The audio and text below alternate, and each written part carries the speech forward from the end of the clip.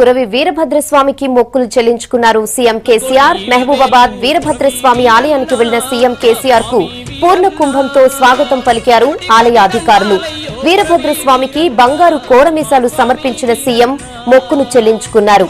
స్వామివారికి ప్రత్యేక పూజలు నిర్వహించారు. సీఎంతో పాటు మంత్రులు కడియం శ్రీహరి, ఇంద్రకరణ్ రెడ్డి, చందులాల్, ఎంపీలు, ఎమ్మెల్యేలు స్వామివారి సేవలో పాల్గొన్నారు. కొరివి మండల కేంద్రానికి సాయంత్రం 8 గంటల ప్రాంతంలో నేను రావడం జరిగింది. ఆ సందర్భంలో చాలా పెద్ద సభ కూడా కొరివిలో తెలంగాణ ఉద్యమ సభ జరిగింది. అదే సందర్భంలో వీరభద్ర స్వామి చాలా మహత్యం ఉన్నటువంటి స్వామి, మీరు దర్శనం చేసి కోరుకోండి అని చెప్తే అప్పుడు టెంపుల్ దర్శనం చేసి స్వామివారిని దర్శనం చేసి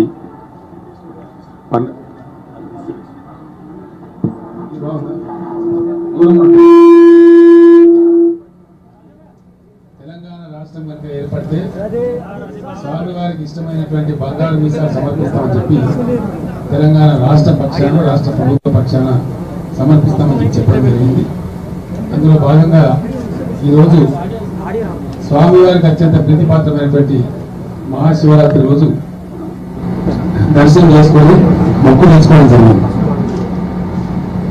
చాలా సంతోషం. వారి తర్వాత తెలంగాణ రాష్ట్ర రాజకీయాలలో సీనియర్ నాయకులుగా 5 టైమ్స్ ఎమ్మెల్యేగా పనిచేస్తున్న వ్యక్తి రెడ్డి నాయక్ గారు నాకు చాలా సన్నిహితులు. గతంలో పూర్వాశ్రమంలో మేము భిన్న పార్టీలలో పనిచేసినప్పటికీ కూడా వారి యొక్క మృదు భాషత్వం, మంచి సున్నిత మనస్తత్వం, మంచి ప్రేమపూర్వకంగా ఉండేటువంటి భావంతో మేము కలిసి పనిచేశాం. ఉద్యమం జరిగే సందర్భంలో వారు మినిస్టర్గా ఉంటూ రోజు ఢిల్లీకి రావడం జరిగింది. చాలాసేపు నాతో మాట్లాడి నేను నాతో పాటు ఇంట్లో భోజనం చేసి తప్పకుండా మీ కోరిక ఫలించాలని చెప్పి నేను కోరుకుంటున్నా, మన రాష్ట్రం మనకు రావాలని చెప్పి వారు చెప్పడం జరిగింది. వారు ఈరోజు తెలంగాణ రాష్ట్ర రాజకీయం సుస్థిరంగా ఉండాలనే ఉద్దేశంతో ఖచ్చితంగా నేను కేసీఆర్కి అండదండలిగాలని చెప్పి నాతో పాటు ఈరోజు తెలంగాణ అభివృద్ధి కోసం పనిచేస్తా ఉన్నారు. ఈ సందర్భంలో మీరు మా కాన్స్టిట్యూన్సీకి రావాలని చెప్పి వారు చాలాసార్లు కోరడం జరిగింది.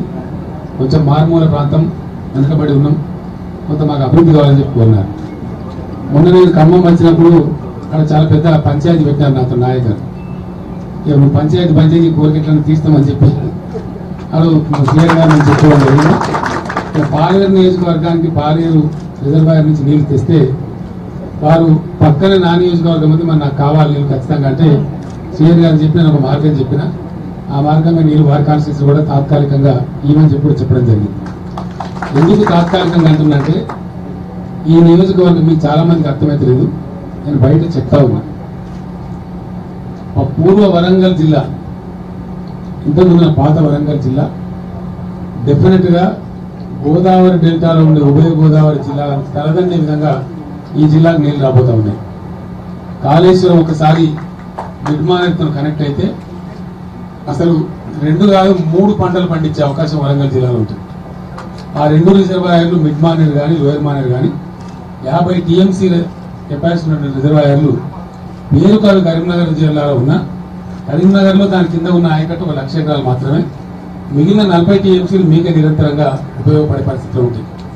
డెఫినెట్ గా ఈ ప్రాంతానికి మొత్తం వరంగల్ పూర్వ వరంగల్ జిల్లాకు 2 పంటలు పండే నీళ్లు మీకు త్వరలోనే ఆ కాళేశ్వర స్వామి దేవాలయాలు రాబోతా ఉన్నాయి.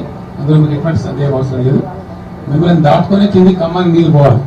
రెడ్డి నాయక్ కాన్స్టిట్యున్సీ, మన మహబాద్ కాన్స్టిట్యున్సీ దాటుకొని కింది నీళ్లు పోయేటువంటి అవసరం ఉంటుంది.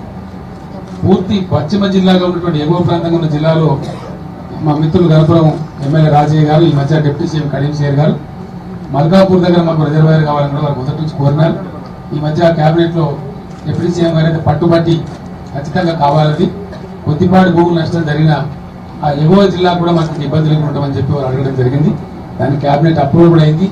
అది కూడా వచ్చి దేవాలయాలు లింక్ అయిపోతే అసలు జిల్లా యావత్తు ఊహించినటువంటి వరంగల్ మనం చూడబోతాం. వర్ధన్నపేట, మన పాలకుర్తి, తర్వాత పరకాల కాన్స్టిట్యూన్సీ సంఘం, ఆ ప్రాంతం నుంచి పోయినటువంటి మన చేనేత అన్నలు తిరిగి వరంగల్ తిరిగి రావడానికి త్వరలోనే టెక్స్టైల్ ఇండస్ట్రీ కూడా చాలా పెద్ద ఎత్తున, చాలా పెద్ద దేశంలోనే నంబర్ 1 టెక్స్టైల్ హబ్ కింద వరంగల్ తయారు కాబోతా ఉంది.